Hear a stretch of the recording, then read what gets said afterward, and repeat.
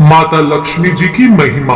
एक दिन लक्ष्मी जी की बड़ी बहन ज्येष्ठा ने उनसे कहा, बहुत दिनों से एक बात मेरे मस्तिष्क में कौंध रही है, सोचती हूँ कि तुमसे पूछूं या नहीं। ऐसी क्या बात है बहन? मन में जो कुछ भी है निसंकोच पूछो। वैसे भी कोई बात मन में न रखकर उसका समाधान कर लेना ही बुद्धिमानी है। लक्ष्मी जी ने मुस्कुराकर कहा, मैं अक्सर यही सोचती रहती हूँ कि सुंदरता में हम दोनों बराबर हैं, फिर भी लोग तुम्हारा आदर करते हैं और मैं जहां भी जाती हूँ वहां उदासी छा जाती है। मुझे लोगों की घृणा और क्रोध का शिकार होना पड़ता है, जबकि हम दोनों सगी बहनें हैं। ऐसा क्यों?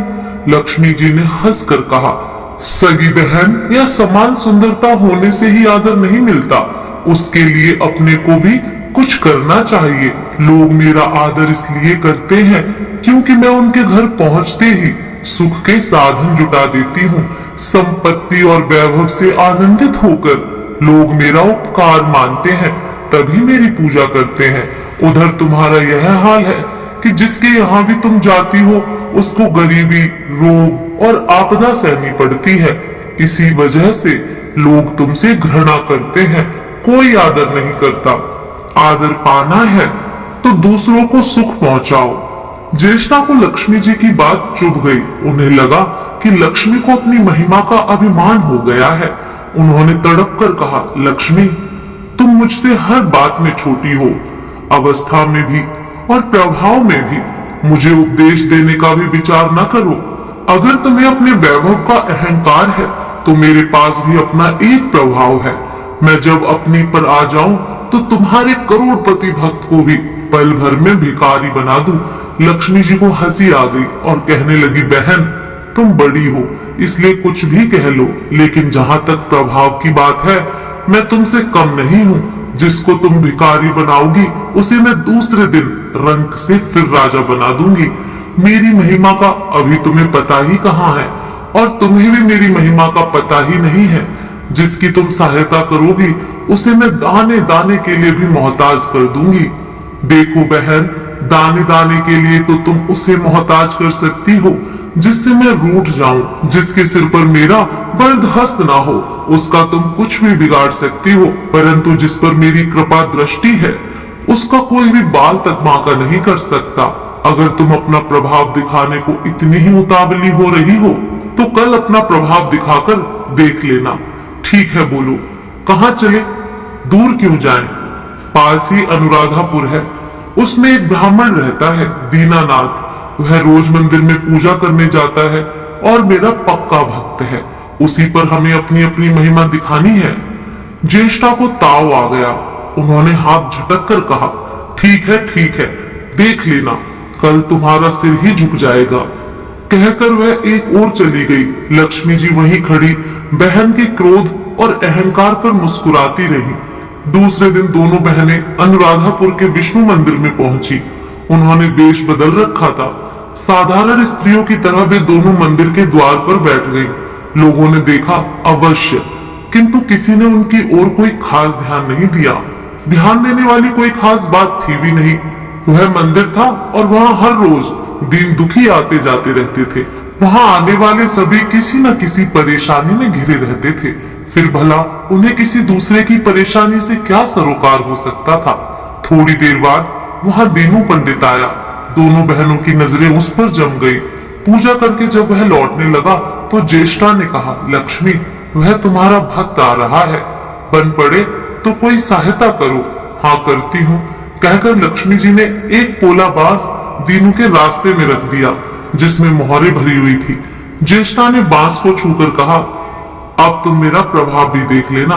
पूजा करके लौट रहे दीनू ने रास्ते में पड़ा हुआ वह बांस का टुकड़ा उठा लिया।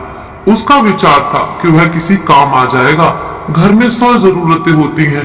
अभी वह पंडित कुछ ही आगे बढ़ा था कि उसे एक लड़का मिला। लड़के ने पहले पंडित जी से राम राम की, फिर बड़ी ही नम्रता से बोला, पंडित जी, मुझे अपनी चारपाई के लिए बिल्कुल ऐसा ही बांस चाहिए।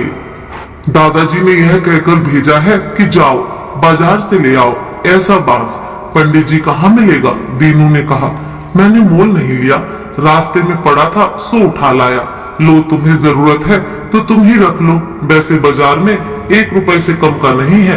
लड़के ने चवन्नी देते हुए कहा, मगर मेरे पास तो यह चवन्नी ही है। पंडित जी अभी तो आप इसे ही रखिए, बाकी 12 आने शाम को दे जाऊंगा। पंडित जी खुश थे कि बिना किसी हील हुज्जत के रुपया कमा लिया। दीनू पंडित ने बांस लड़के को दे दिया और वह चवन्नी अपनी डोलची में रख दी। मंदिर के पास खड़ी दोनों देवियां यह सारी लीला देख रही थीं।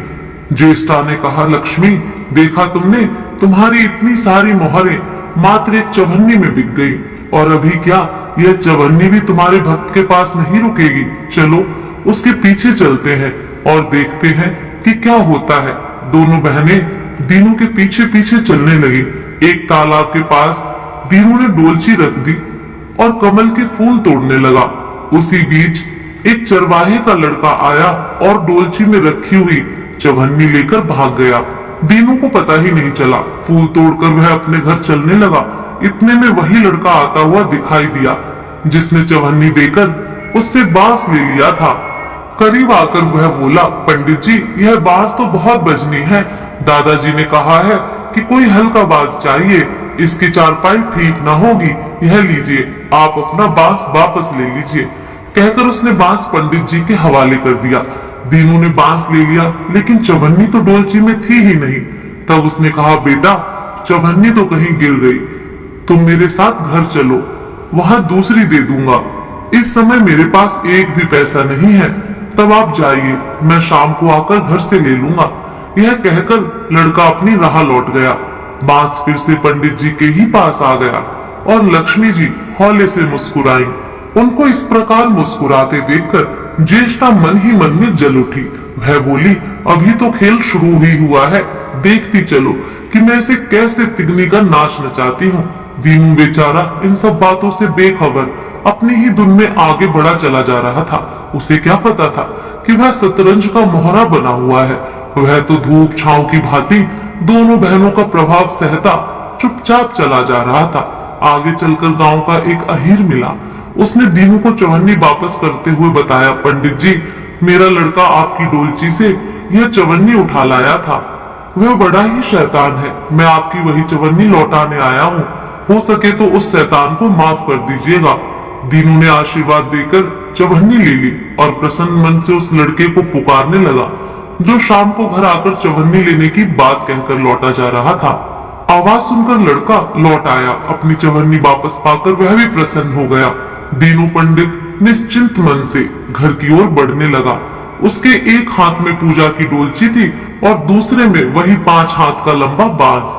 राह चलते दीनू पंडित सोच रहा था, बांस तो काफी बजनी है तो मजबूत भी होगा क्योंकि ठोस है। इसे दरवाजे के छप्पर में लगा दूंगा, कई साल के लिए बल्ली से छुटकारा मिल जाएगा। ज्येष्ठा को उसके विचार पर क्रोध आ गया। लक्ष्मी जी के प्रभाव से दीनू को लाभ होता देख वह मन ही मन बुरी तरह जली जा रही थी।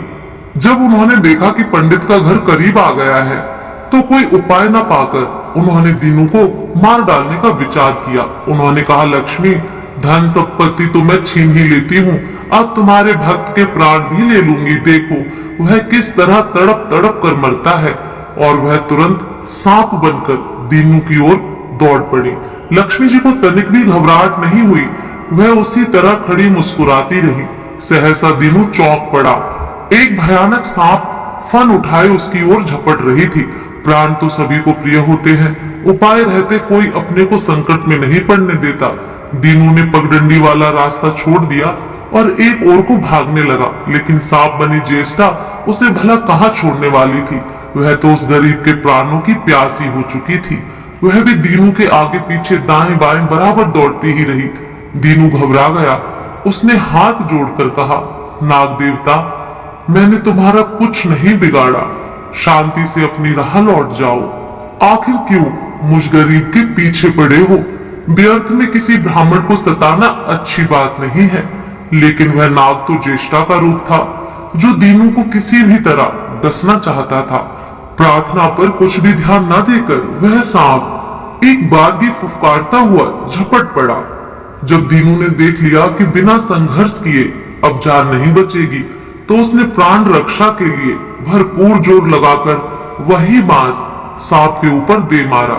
धरती से टकराते ही बांस के दो टुकड़े हो गए और उसके भीतर भरी हुई मोहरें खन खनाकर बिखर गई, जैसे लक्ष्मी हंस रही हो।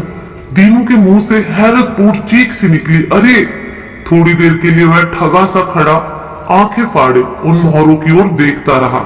एक पल के लिए तो वह सांप को भूल ही गया, परंतु फिर जैसे उसे झटका सा लगा, सांप का ध्यान आते ही उसने उसकी ओर गर्दन घुमाई तो देखा कि बांस की चोट से सांप की कमर टूट गई है और वह लहूलुहान अवस्था में झाड़ी की ओर भागा जा रहा है। दूसरे क्षण वह मोहरों पर लौट गया और कहने लगा, तेरी जय हो लक्ष्मी माता, जीवन भर का दरिद्र आज दूर हो गया।